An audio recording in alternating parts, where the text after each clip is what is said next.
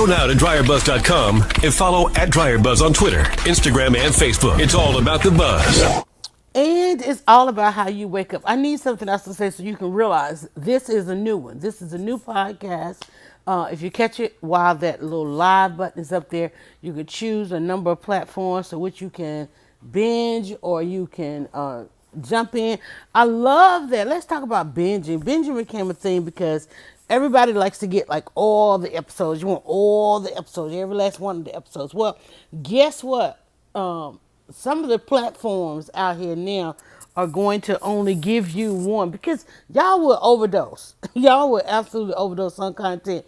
And then especially like some of these programs where they don't give you like season after season, you got to like wait a year or two before you get some more.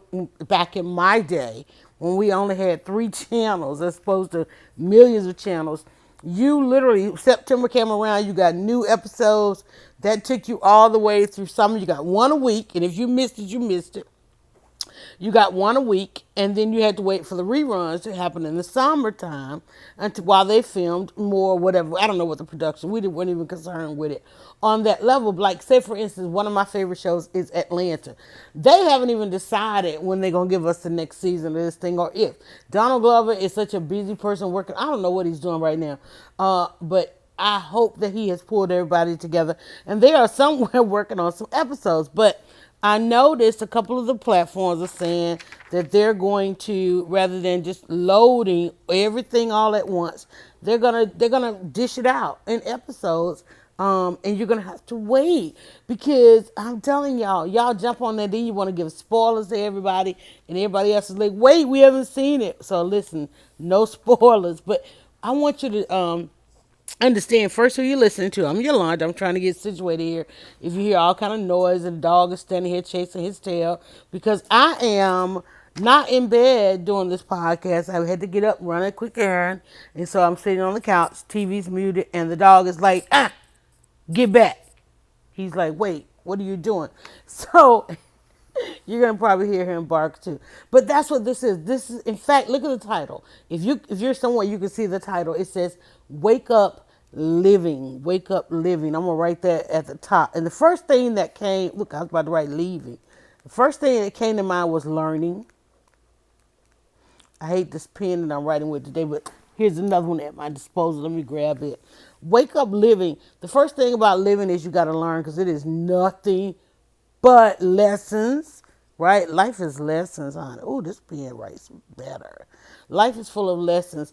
And I wanted to talk about wake up living because for those who experiences times when we can't get out of bed, we are doing one of two things.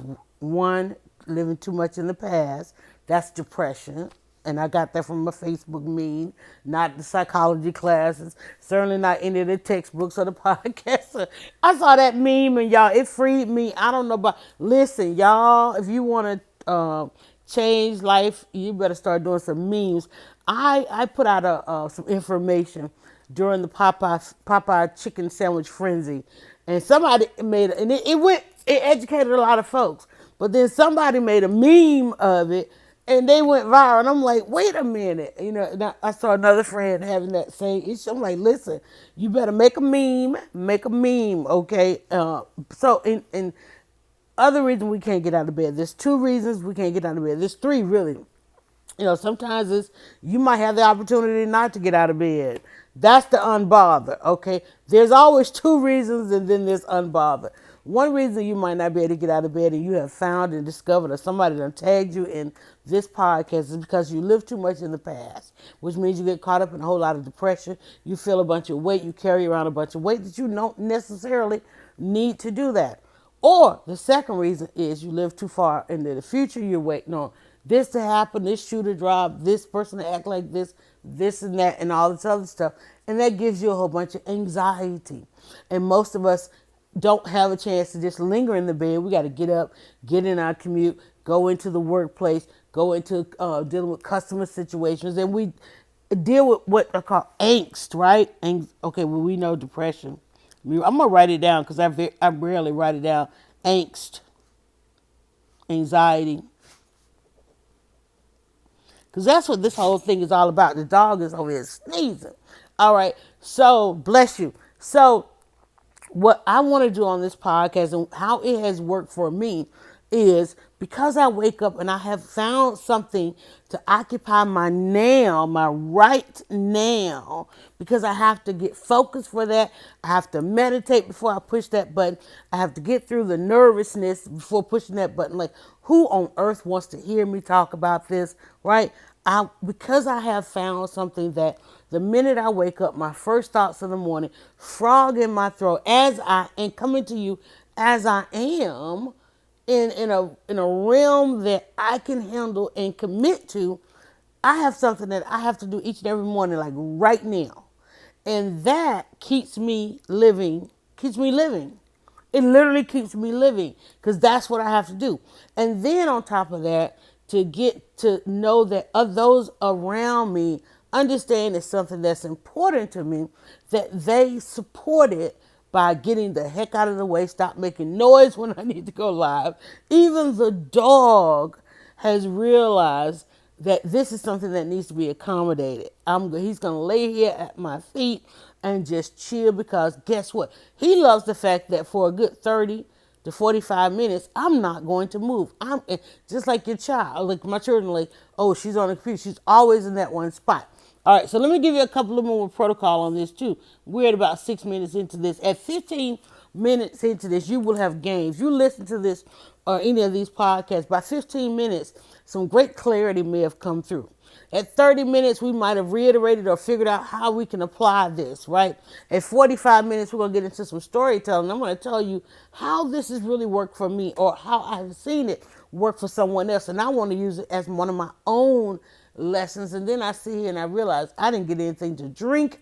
So therefore, I'm going to have a dry mouth unless I, on this podcast, yell for Patty Betty to help me out with some water. So, and I could get up and walk over there and get some water, but let's just put that in the universe that Patty Batty will bring some water. It's a podcast, y'all. Okay, so I found something that I could do now to keep me living in the now, and in this time, I don't have to like deal with the past because that's the past, can't do anything about it. You can't yet time travel, and if that ever becomes a thing, I have already made the decision. I am not going to partake in that because I have seen people when given the opportunity to do something over, they still make the same mistake because we don't often attempt learning and go through lessons as much as we should. There is full-on data out there that is monitoring everybody in social media that if given the opportunity to learn something, the majority of the people choose not to. I'm gonna take that data. Y'all gonna walk with me to get some water, because otherwise, if I sit here and get all thirsty, y'all gonna be like, man, she has an issue over there that she won't even address, and I'm gonna let y'all know. I'm gonna fix it, right? And I do see I have a glass of juice that I have left on the counter, so we'll just go with our juice. How about that? Thought I had something. But anyway, okay. So see what I'm saying?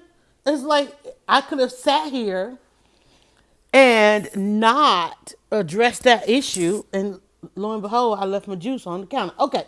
So let me put the phone down again and let me go back to the journal. So one of the things I wrote, and for those of you coming in, we are broadcasting through an additional app, and I don't have another device handy with me right now in order to see the comments. But do please let me know that you listen, and let me know if you catch the replay. And then if you have questions or comments, go ahead and leave those, and I can answer those after the fact. I've gotten to the point of understand that I need to get this out because there are those who are listening for the 15 minutes and the 30 minutes and the 45 minutes. But again, living, if you want to wake up living, you want to wake up living. You caught this because you want to wake up living. You want to figure this thing out. On a couple of episodes, we talked about our burn days, meaning that there are some days that are going to be difficult because I don't want you to listen to this and think, oh, this is every day. It has become a habit for me. And there has not yet, and I can tell you, since I've committed to this, there has not necessarily been a day where I wake up and I did not podcast because I'm like, if I'm given the breath of life, I'm going to podcast. And there are times when I said, okay, I did the Forrest Gump. It was like, okay, I think we reached the end. Let's stop. And we stopped. And I'm like, I woke up like, oh, I need to listen to a podcast. Listen, it changed for me. I'm telling you, find something Find something for you to do now. Always have something for you to do now. And another one of those reports I was telling you about, there are more people that are living without joy. Write that down. Now and joy. There are so many people that are living without things that make them happy. They don't do the things everything is someday, one day, future, this, that, and the other. And you get to a point where there's more life behind you than there is ahead. I remember old people saying that. And I'm like, it's true. There are so many people, and what they're mad about is everybody else is like taking time. Everybody else is like getting their joy moments in, and they're like, yeah, I don't deserve that yet, or I can't do that yet. Let me tell you, you better do it now. Like, I know, and I'm not saying forego any kind of accountability, responsibility, anything like that, but you wake up and you have the breath of life and you don't choose a joy moment, like you don't choose happiness. And I know what that's like, because we all have that season or time in our life where we might not feel like we're deserving of it, or that should be a priority right now because there's so much going on. But again, that's not living. That's anxiety, or that's depression. Because if you don't feel like you can do something right now, again, you trying to ward off something in the future that has not yet happened, and it may or it may not. I'm just saying, I'm not talking about jeopardizing something where these things happen, but I'm just saying, what can you have right now that you want? I think you could have it. And I'm just saying, I think you could have it because I don't know all what's going on in your life, but I mean, I think that you can have it. Mine was, I want 30 minutes when I wake up. What is going on in life that I can't have 30 minutes when I wake up? It's like, oh, well, you need to wake up. And this is one of the things that I had to do when I decided I wanted to build Dryer Buzz. It's like, oh, wait a minute, I've got to work 8 hours. I've got to have a good 8 to 12 hours for the kids, and the only time that I could carve out or subtract from, because it was a subtraction. Oh, those whole 8 hours of sleep. And I'm not out here trying to tell anybody don't sleep. Let me tell you, there's something about a good 8 hours of sleep, okay? But during that time, and I was like, if I want this now, I've got to subtract from somewhere. I've got to borrow some time, because you only have 24 hours in a day. I still to this day try to make it 26, but because I'm like, that's a calendar, that's a clock. I think at times there is 25, 26 hours in a day. I nobody said we had to have 12 and 12. Sometimes I look up and I'm like, wait a minute, the moon or the sun, moon, no, mostly the moon. I'm like, wait, the moon is still over in the east and it's X amount of time. That to me, if we went by the rotation, it's like sometimes the rotation is a little off. Sometimes the rotation is a little slow. How many times have you walked out of the office like, whoa, it's still daylight. I got an hour, right? Listen, I'm just saying, okay? You can find some time. But I was like, I got to carve out in order to do this, because I needed some time to do some research. And I'm like, okay, the work is this time, the kids get out of school at that time. And I didn't really want to as much as I needed to. I want to be able to get off the computer when they get home so that I can, fix dinner, answer homework questions, or just see what the heck they were up to. Because I think at times they became dependent on the fact that my head was always buried in something, or that I was always busy, or what's mom doing? Where's mom? They act like we can't hear them. It's like kids don't realize you hear better when they're whispering than when they're loud. Because when they're loud, you tend to try to distract yourself or not hear them. But when they get quiet, you ever been around a parent when the kids get what's going on? When the kids, as long as they're loud, you're good. But the minute they get quiet, you're like, what are they up to? So whenever I would not hear anything, I would really lift my head up from all that work and go and find out where they were and what they were doing. And 100% of the time, they were trying to get away with something, or they had fallen asleep in all these different places. Every parent knows at that time of the night when the house goes absolutely quiet and you got to go find them, because Lord knows they never actually got in the bed, and you got one over here and one over there, and you got to try and get them all in the bed, and you hope that they don't fully wake up, because now you really get to enjoy the peace and quiet of the house. And so I would always wait for that time. So I got to borrow some time to do some research. So I would wait for the house to go absolutely quiet, and then I could really concentrate and work. And I had to borrow time. I would take 2 hours out of those 8 hours of sleep. So, and got used to 6 hours of sleep. I think now I operate at probably about 5. If I get 8, I am like rejoiceful. I'm rejoicing if I get 8 hours of sleep. Let me write that down. Sleep is a revolution for me. It's like if I can get my behind in the bed, I mean, because one, especially being a creative, it's like people who are creative, that creative spirit creeps in around 11 o'clock at night when you really should be sleeping. You're like, okay, I'll do that in the morning, right?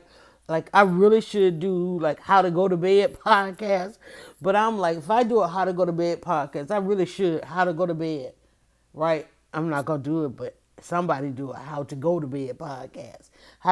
In fact, I can tell you there was a young lady, she spoke at Breakfast with Dryer Buzz, and she talked about how to shut it down at the end of the day and how to get your rest and so forth. Go over to the Breakfast with Dryer Buzz page or on the YouTube and find that video. And I do some of those rituals now. Put the phone down. Cut the phone. I don't cut the phone off, but I will put it down. Put that phone down. Take my glasses. That's my new trigger. Write that down. Trigger. One of my triggers right now is to hit that button. There's a little sound your phone makes when you push the button, not turn it off and putting it to sleep. That little click, right? That's one of my triggers. I put that phone down. I snatch these glasses off and turn to the opposite, because it's still right on the bed because I need it. But I put it to sleep so I don't hear anything coming in, and I roll over, right? Click. Glasses off, roll over, right? Television off, turn it. I was one of those people that had to have that glow in the night, right? Or that white noise or sound. No, we're going to have absolutely quiet. We're going to listen to the train coming, the cars on the highway, maybe a plane or two that's late coming over, if we can hear that. Listening for something way off in the distance. Let's just listen. How many of you know the sounds around you? A lot of times we end up programming ourselves. You hear the neighbor, you know what time the neighbors come in. This car coming around the corner, the one that bumps the music, the one that needs some brakes, the one that screeches at the stop sign or peels off from the stop sign, or the one that drives the truck that makes it. All of those things become triggers for us. I want you to treat those as sounds to remind you that you are living. There are people, I used to do this all the time, walk around all tensed up, and a lot of times just holding my breath. And I'm like, girl, breathe. I really have to catch myself, because I'm always dealing with so much that I would always be tense, telling myself to relax my shoulders. I consciously take in deep breaths, because we breathe so shallow in our days. We literally breathe so shallow that, be mindful and take a deep breath every now and then. And your body's like, wait, what was that? You mean we can send oxygen to all parts of the body? Wait, are you sitting down? Are you relaxing? Are you drinking water? Are you, all of these things are triggers. And unfortunately, they're triggers that have defined themselves, as opposed to being triggers to help us define how it is we want to live, how it is we want to learn, what lessons, avoiding depression, anxiety, angst, because we're not doing enough now. You know what's in the now? Joy. You cannot schedule joy. You cannot say, oh, maybe it's sometime in the future. Joy is now. Joy is an experience that you have when you are doing something you really want to do, like right now. What are you doing right now? I know listening to me might be your joy, but you're listening to this because you're listening with the anxiety that you got. If you're listening to this podcast, giving you some relief on some of the thoughts that you have, but you push that button with a little bit of anxiety because you're hoping that it's going to be the thing you need today. Well, I might not know exactly what you need today. And basically, I'm podcasting because this is what I need. And then you get to the end of it. And if you didn't get it, you might end up depressed unless you know to go over to the how to get out of bed page and find the one that you really need. But you gotta know what you need. You've got to know what you need. You got to know your triggers, but you got to know what you need. And a lot of people out there, they say people don't know what they don't know. And most people don't know what they need. And I have to ask that question in the business that I'm in. Like, say, for instance, if I'm interviewing a celebrity and they want to put out a piece of music or they want to write a book or they're trying to work on a movie project, and all of them will have you'll meet a lot of people throughout the day that will tell you they can't do something they want to do, and the next question is, well, what do you need? What would help you do that? And a lot of times they can't answer because they don't realize they have everything they need. You couldn't fathom it, you couldn't dream it, you couldn't think of it if you didn't know what it was. You didn't know. I mean, I'm telling you, you are where you know. But there are so many of us that know that if we get that thing, we're going to be accountable to then doing what it is that we love walking around saying, one day I'm going to do this. You love saying, man, if all those ifs. We have a whole podcast out there about if this, if that. And we talk about how to do it now. If it, you might just need to let it go. Because that means that you are not already putting your every bit of all into it. You are not about making it a reality. We did a podcast the other day called Reality. In fact, let's see, let me go back. I think it was two podcasts before this, and we are at 22 into this reality. When we talk about reality, oftentimes we're pointing to how we are undermining our reality. And I'm going to put undermining on here because I just wrote if. That's what this season is about, trying to discover what it is that we are undermining as we come into this last quarter, end of the year. If you subscribe to a calendar and then you realize, whoa, we're at the end of the year. Not only are we at the end of the year, we are on the countdown to 2020. I can remember, and I'm reflecting a lot of, especially over the past 20 years, when we were on the countdown to Y2K, and it was about to be 1999, and Prince had that song Party Like It's 1999, and the whole Y2K. Because one thing Prince understood was technology. So when we think about the fact that we are now about to hit 2020 and it's 2019, and I think back to Y2K and all that anxiety that we had and not understanding, when at this epic turn and change of the clock and epic turn, I'm gonna turn this television off because it's grabbing my attention over here in my peripheral. So let's get that off. But as we get to that, a lot of people love milestones. Let me talk about that. If you want to, most people will monitor their undermining of their living based on milestones. And then here's the thing, rather than living in joy of reaching a milestone, most people will live in anxiety of reaching a milestone or live with depression of passing a milestone and they didn't reach it. I want you to get back to the joy. I want you to be able to, and I know it's not possible. We are humans. We got to work. We got responsibility and all that. It's not possible to put joy on everything. But I want you to at least understand that when you get your now moments, like this time is mine moment. Most people in their commute, or most people will try to find sometimes. But in your now moments, there should be joy. There should be a milestone. Your now joy moments should be celebratory. So that way, when you are off and having to do all these other things, you're able to savor. And remember, I took the Happy Woman test. It's called Happy Woman Test. Go out there and look it up.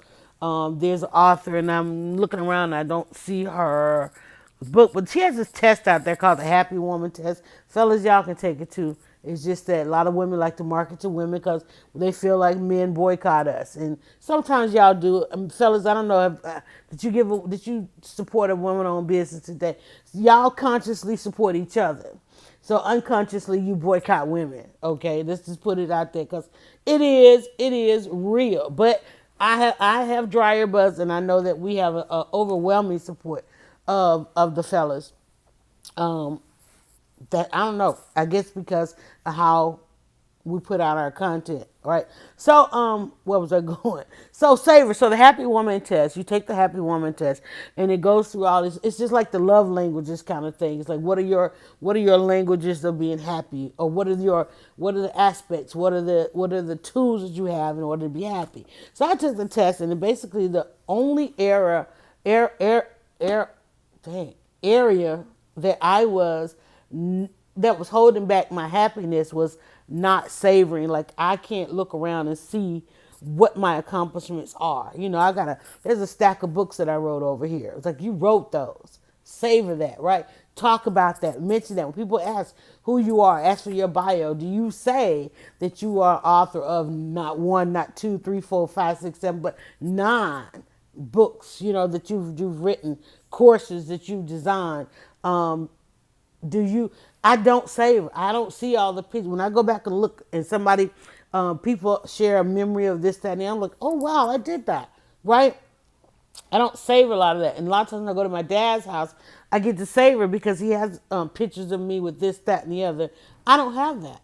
I haven't put any of that stuff up. I never have. It's all digital. And if I go back and look at it, but savor, right?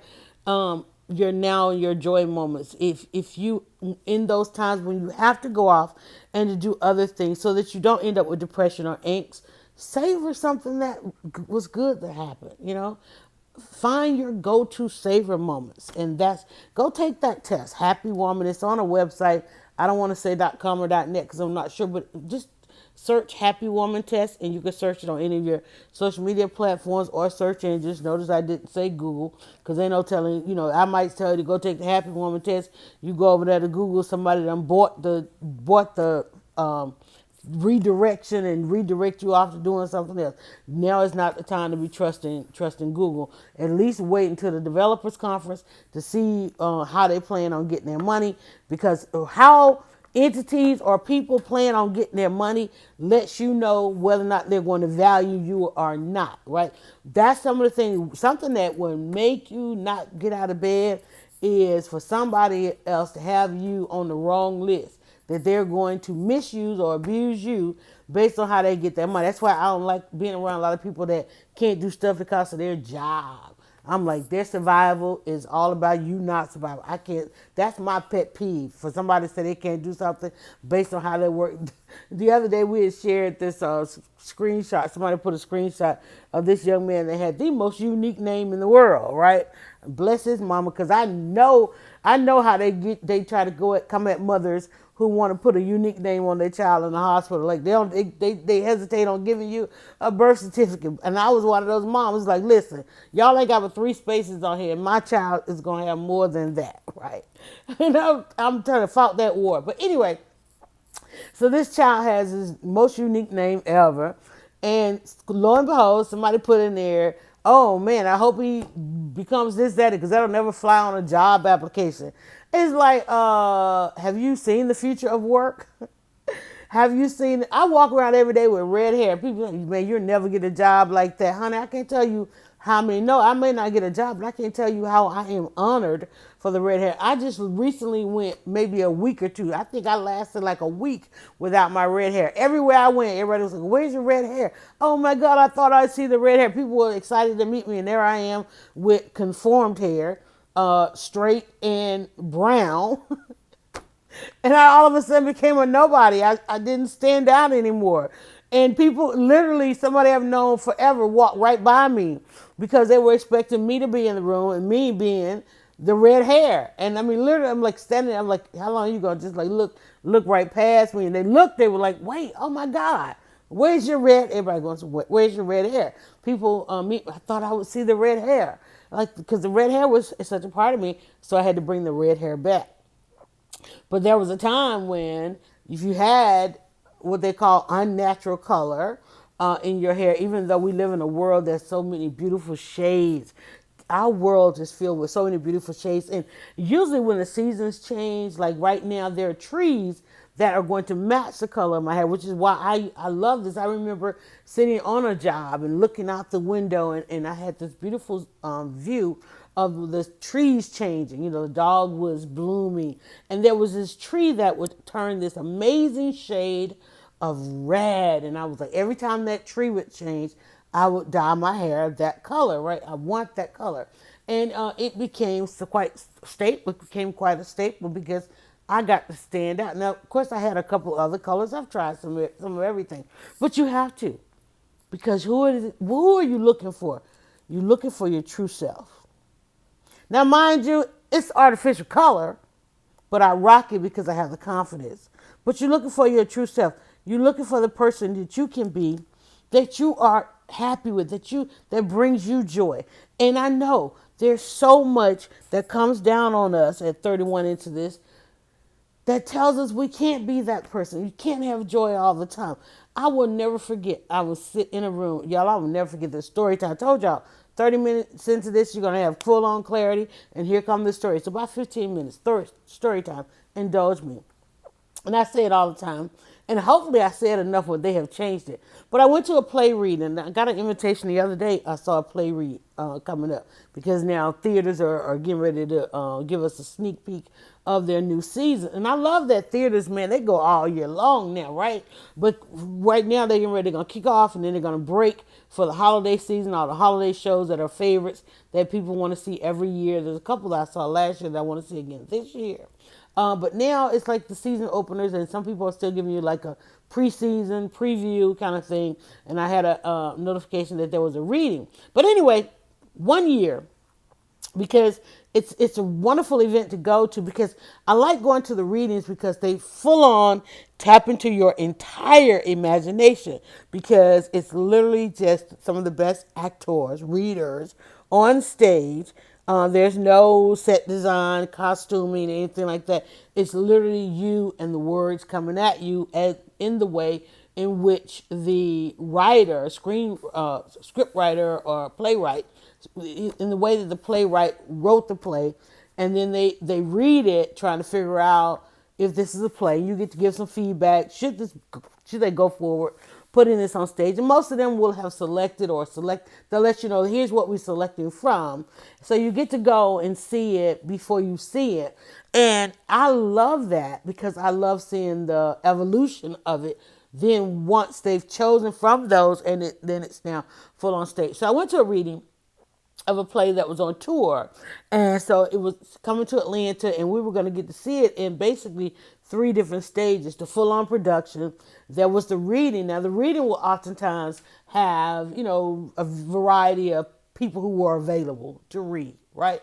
And sometimes some big names are dropped through, depending on what level of stage you love, and so forth and so on, or whatever. So these aren't necessarily people that will be cast in the production, but these are people who are lending. Oh Lord, living and lending, honey. Let me write that down. I've never written that down before. Lending. These are people that are lending their time, okay, to explore this production. So this one it was a story about 13 women, particularly Black women. It was all about a salon, hence the reason I was invited, I guess, and also because I blog about theater. It was 13 stories of women as they intermingled and intertwined and intersected at the salon. But all the 13 women had all these problems. Like each one of them represented a category of issues that women have, but Black women are not allowed in the construct of America to have the same problems as other women. Okay, we live in a country that's got even the dog was like, oh, here we go. We live in a country where there's certain kind of constructs. I'm in a conversation with some women in my neighborhood now, and they like, well, we're different. Okay, we also have a podcast that you'll hear tomorrow, Leading Women Podcast, and the one thing that we're trying to in that podcast is go back to what Pearl Clegg told us: join each other at the womb. That was one of the first lessons, living lessons I got. And every time I see Pearl, I have to say, Pearl, these women don't do that.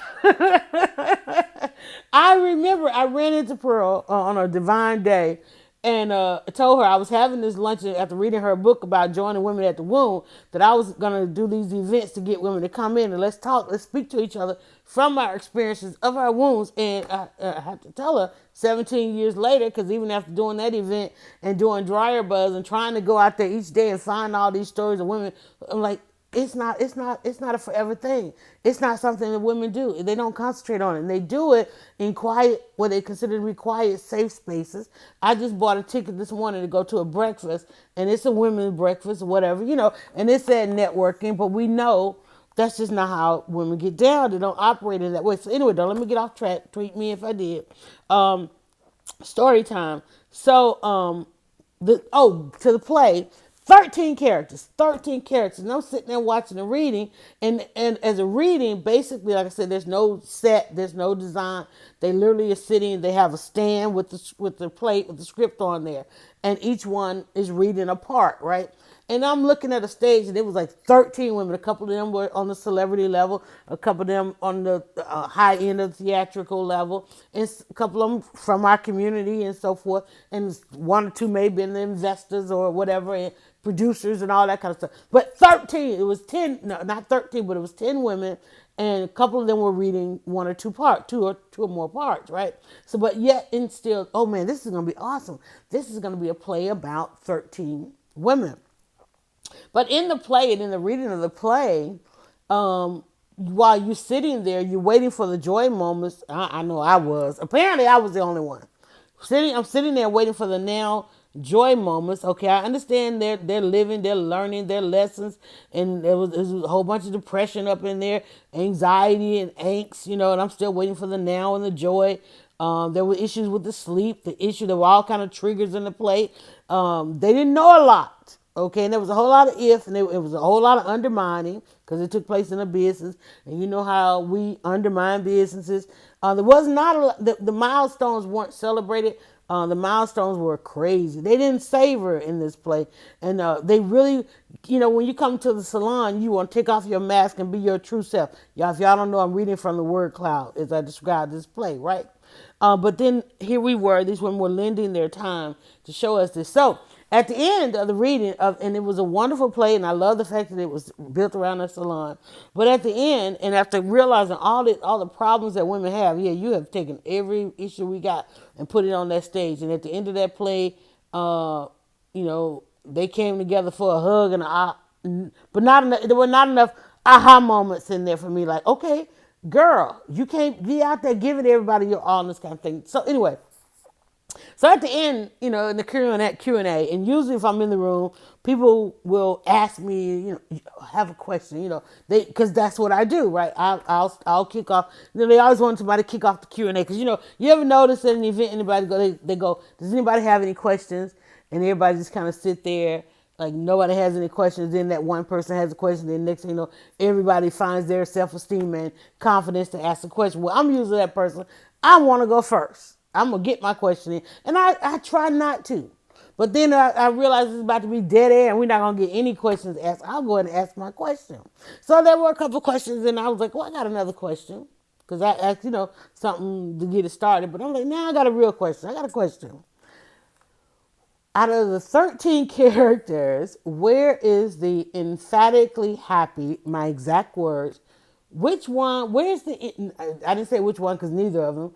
Where's the emphatically happy black woman? And when I tell you the sighs, the grunting that came in my direction, as if we can't be, and literally I was like, where is she? And so the writer of the play said, well, we were dealing with all the issues, but if you think about it, the owner of the salon the fact that everybody was coming to her.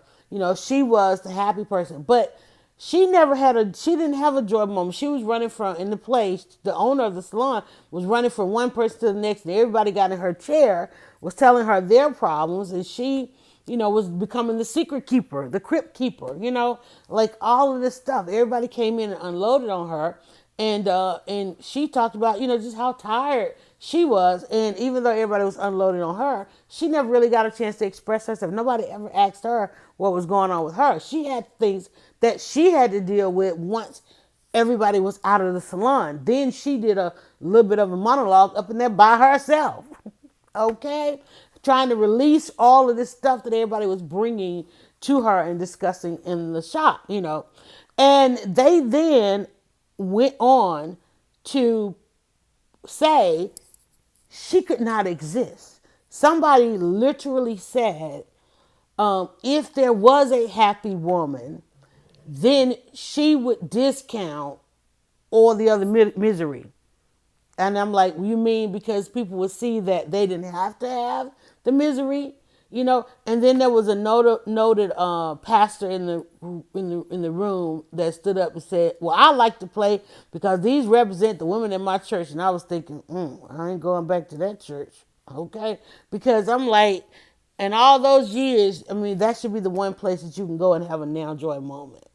That should be, and you should have to go up in there every Sunday. There should be some real milestones celebrated in there. Why are y'all?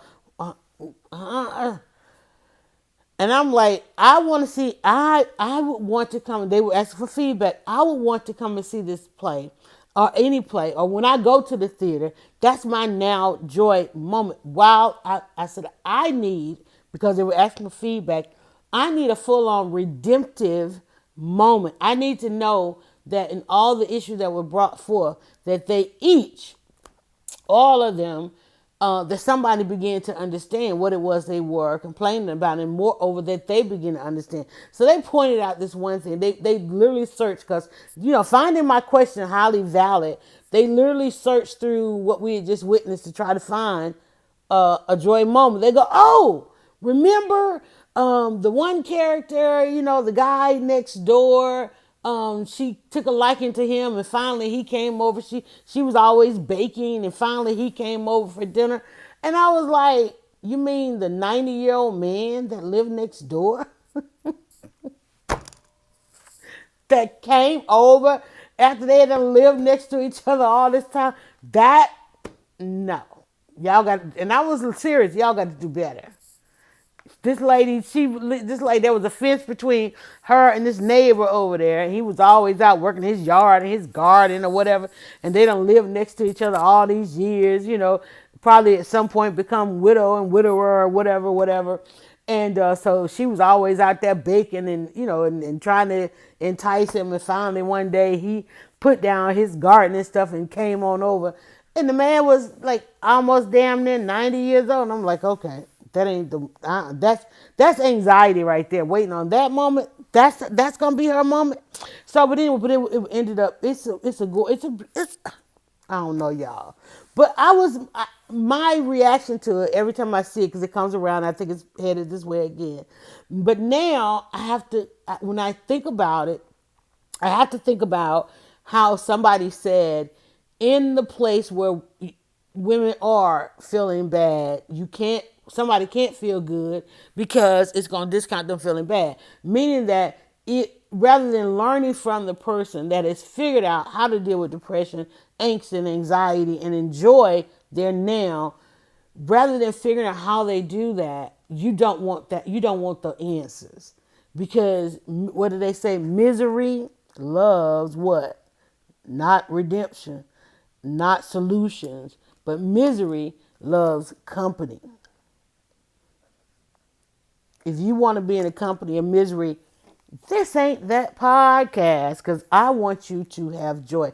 I want you to stop living so much in the past, stop living so much for the future, and just figure out what it is you need to do right now as we count down this last minute. I'm going to get out of here at the 45. I told y'all 15 minutes, you're going to know what we're talking about. 30 minutes, you're going to have full on clarity. And then at about the 45, I'm going to give you a great story. But that's the story.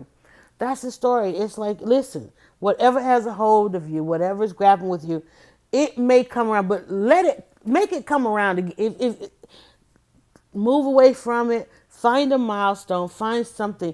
A lot of times, if you can remember, if you feel something today and you remember feeling that before, then how did you feel before that or after that? Go to one of those moments, right? Because guess what's in that moment? Some hindsight. If you can remember how you felt before, then what happened? And what might have happened might have been your truth. It might have been you can't bury this no more. You can't put it off no more. Here it is. Here's a deadline. A lot of this stuff has a deadline. But you know what's on the other side of that deadline? You know what's on the other side of overcoming that moment? It's a little bit of joy. No, listen, it's now. N-O-W. I wish I could break down now. I'm going to write that on here again.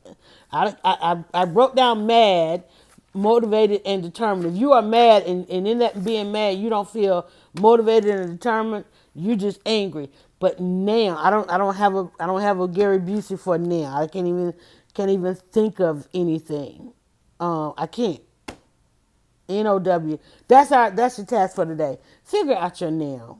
Just at least figure it out. So when somebody says, how can I support you? What do you need? What do you like? What do you do? Somebody's going to ask you, would you like to go to lunch? Where would you like to go? Don't you hate when people say, I don't know what I want. I don't know where to go. You better find something. Learn how to answer these questions because somebody's asking you. Somebody's seeing what you're going through. Somebody is there. Somebody is saying, hey, here's a solution. And I know oftentimes we like, oh, not right now, not right now. No. Learn how to answer that question about your now. I'm going to hit this button and you're going to have to go do what? You're going to have to go figure out what you want. You're going to have to go do it right now. Because after I hit this stop button, your procrastination is over. You're living, you're learning your lesson. Depression, angst, anxiety, now joy, sleep, triggers. Don't let me hitting this stop button trigger you going back. Don't go back. Go forward. Don't go too far forward. In fact, stop. Don't go back. Don't go forward. Right now, when I hit the stop button, that now moment that I'm going to put you in, I need you to ask yourself, what do you want? I need you to, the next thing you need to do is need to be all about your joy. And I know somebody's trying to call you and you're like, wait, I got to wait to the end of this. Okay. I'm going to hit the stop button. When I hit that stop button, that's going to be your now. It's going to be the very start of your now. You decide if your now, this is going to be 5 minutes. You're going to take 30 minutes. You're going to take an hour. You're going to take a day. Don't take a month. Don't take a year. Don't take a week. Whatever that now you need to have, it starts right now. Go now to DryerBuzz.com and follow @DryerBuzz on Twitter, Instagram, and Facebook. It's all about the buzz.